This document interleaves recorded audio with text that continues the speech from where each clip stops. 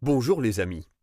Aujourd'hui je vais vous lire La chèvre et le loup, un conte de Jean-François Bladet.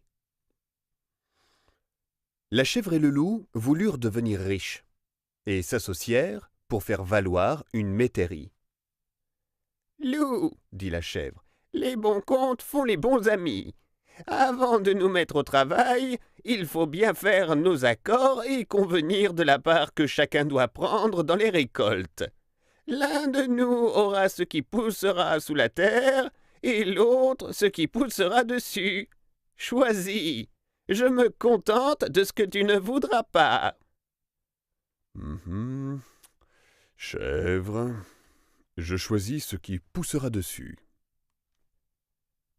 La chèvre sema toute la métairie en ail, oignons et radis, de sorte qu'elle eut toutes les têtes et que son pauvre associé n'eut que les queues. Je me suis trompé l'année dernière, dit le loup. Je choisis pour celle-ci tout ce qui poussera sous la terre. La chèvre sema toute la métairie en blé et en seigle, de sorte qu'elle eut tout le grain, toute la paille, et que son pauvre associé n'eut que les racines. Alors, le loup se promit de punir la chèvre de ses mauvais tours et de profiter de la première occasion où il serait seul avec elle pour la manger. Mais celle-ci devina la pensée du loup et se tint sur ses gardes en attendant le moment de se débarrasser de son ennemi. Un jour, le loup s'en alla trouver la chèvre.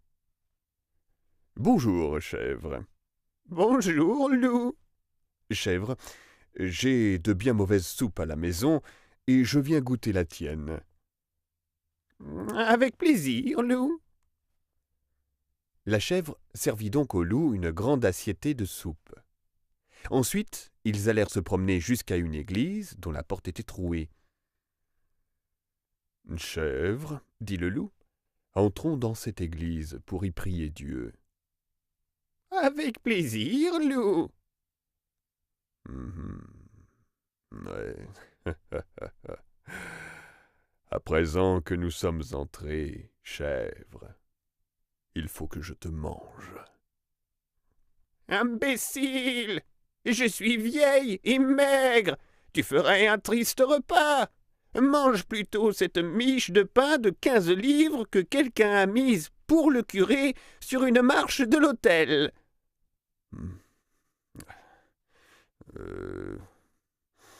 Tu as raison, chèvre. Le loup se jeta donc sur la miche, et la chèvre profita de ce moment pour sortir par le trou de la porte.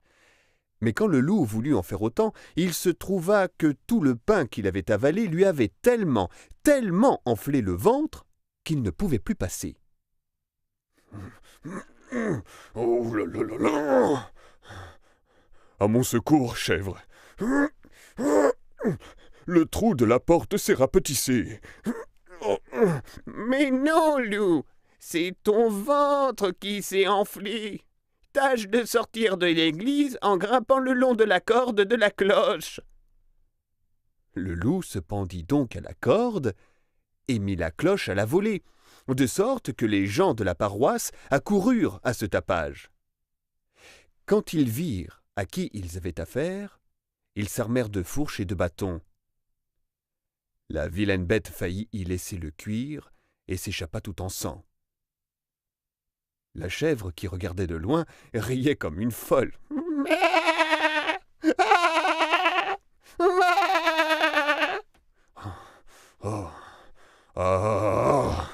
Chèvre, les gens de cette paroisse sont de bien mauvais chrétiens. Oh, vois l'état dans lequel ils m'ont mis, devant l'autel même du bon Dieu. Oh, je n'en puis plus.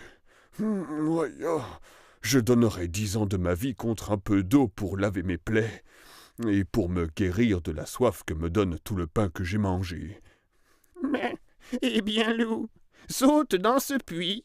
Quand tu y auras lavé les plaies et bu à ta soif, je t'aiderai à remonter. Le loup sauta donc dans le puits, il lava ses plaies et y but à sa soif. Maintenant, chèvre, aide-moi à remonter. Loup, tu es dans le puits. Ah, demeure-y. Mais.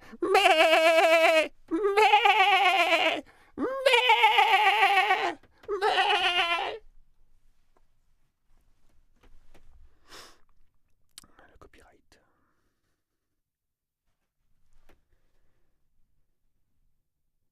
Voilà les amis, vous avez écouté La chèvre et le loup, un conte de Jean-François Bladet, lu par Mathieu Farcy. Mais